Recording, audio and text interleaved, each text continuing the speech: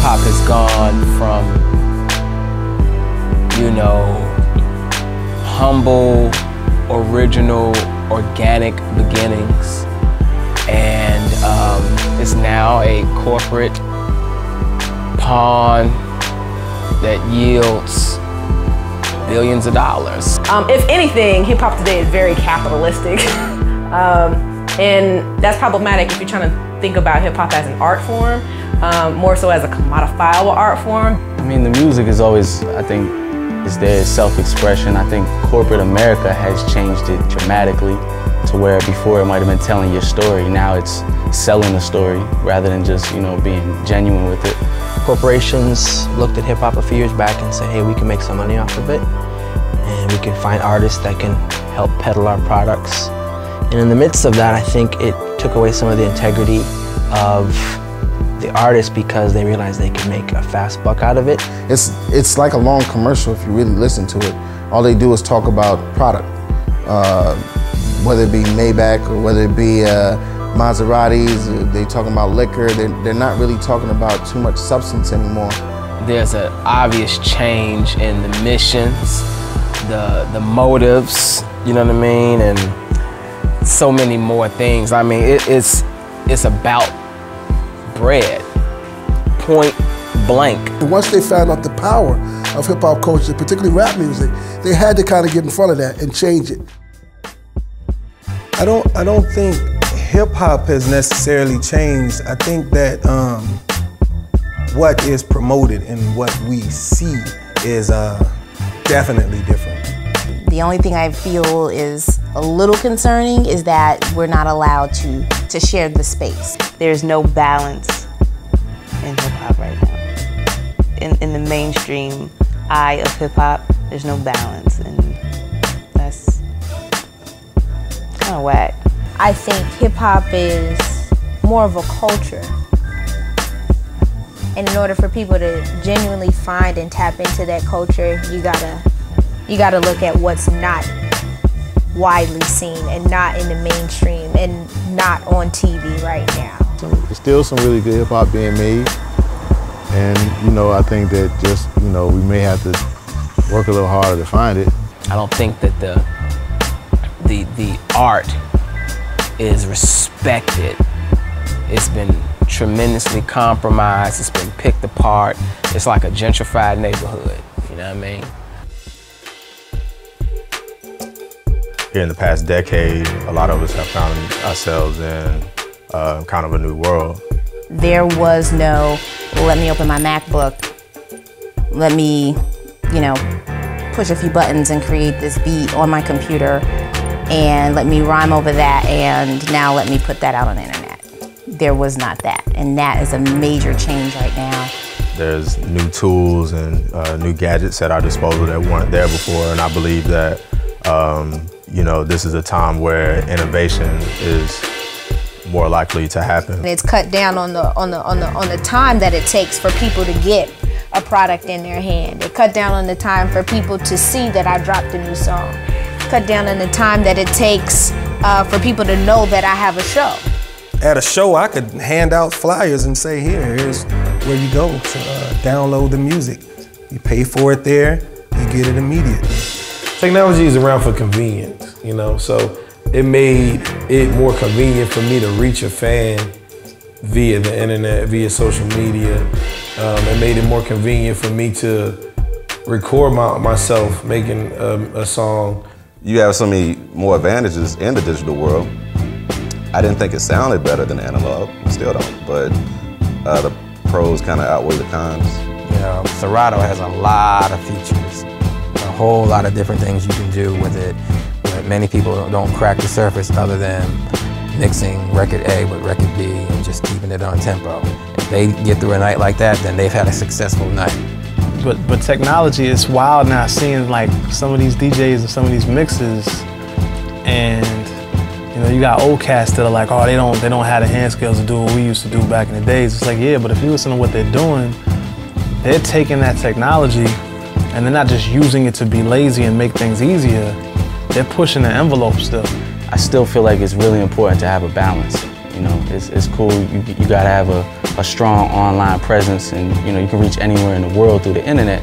But at the same time, as artists, we have to stay in people's faces and do shows and travel, and you know, I mean, put our brand out there. It has to be a good balance.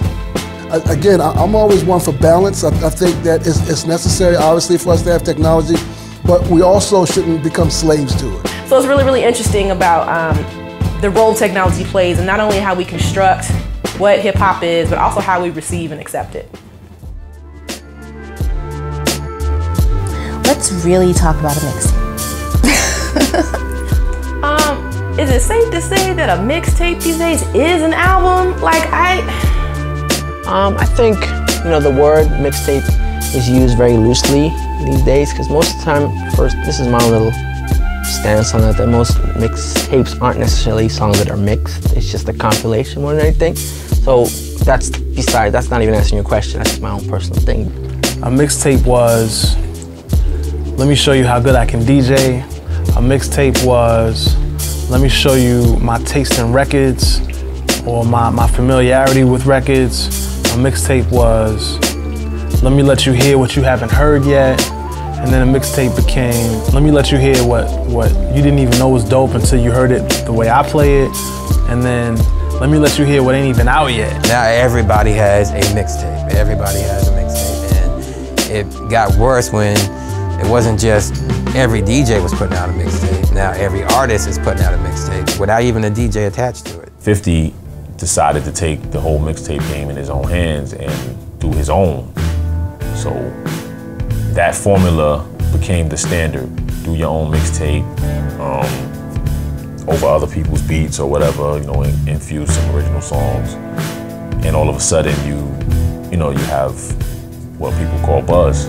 I think it's people's confused way of getting exposure, because they like, oh, well, I can get on this beat and rap this better than he rapped that shit, so now everybody gonna hear this beat and think it's this shit, but it's no, it's not this shit, it's my shit. Here's a track, track's already hot, we got a beat, boom, beat comes on, people know the beat. Now here's what I would do with it, had I had that track. I did a few mixtapes, people liked them.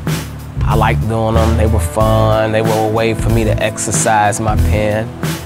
And then, but I never stopped doing original music.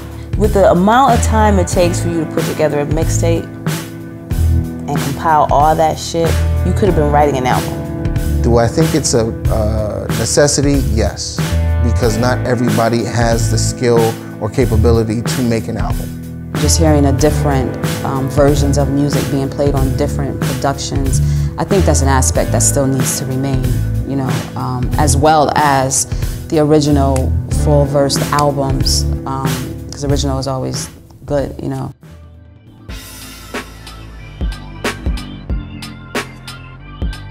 During the evolution of how hip-hop changed, I think it was an evolution of fans too. The biggest difference between the fan of today and the fan of, you know, the quote-unquote golden era is understanding of the industry.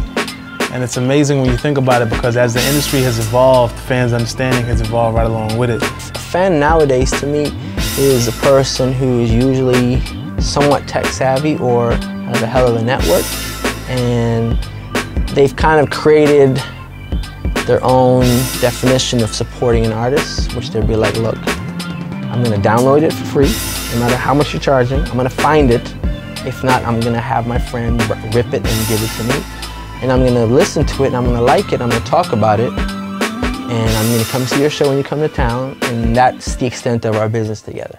I think back in the day, more so in the 80s and the 90s, a fan would buy more into one artist and follow their story and be a diehard fan, to where now, that could still exist, don't get it twisted, but I think now the attention span of consumers is so short. Today's hip-hop fan is being fed fast food, so they have the attention span of a gnat. I can't blame it on the consumer, because once things did get into the indies' hands, they were being flooded with everything. It's like, oh, you know, so-and-so dropped a song, I'm gonna listen to it for 2 days, and you almost forget it exists because there's so much more music coming out. Today's hip-hop fan pretty much has ADD. They're not loyal. They like you now when your song's hot, and then when that thing or when that rush from that song has blown over, if you can't come right back with it again, then you are yesterday's news. Let me tell you, the fans, they'll do this to you in a minute. They'll be like, oh yes, this is the best thing since Pockets. They're hot. The next thing come out, bye-bye. Ooh, now you're the best thing since Pockets. You're hot. I think around 2000, you saw the hip hop fan diminish and become someone that felt like I could do it too. I think fans need to know their role and artists need to know their role. And I think somewhere down the line, those shits got skewed. Nobody has time to be a fan. Like everybody rapping now. Where the fans at? Everyone has a computer and a phone, and they can go get Pro Tools. And if you're able to reach a bunch of people, what's stopping you from saying, hey, I want to rap? Not being able to rap doesn't matter. I think it's more artists and not enough fans to a certain degree. At least the situation I'm in. And I feel like it's a lot of fans now. You just got to get past the artists. Because I meet a lot of rappers, but not more so fans. They're all hip hop fans that are every day listening or going on websites and only clicking on that stuff that feeds their soul that they really, really want to hear. The spirit of, that's my shit, the fan, like that has not changed for me. Be a fan, I am a fan. I am a fan of hip hop.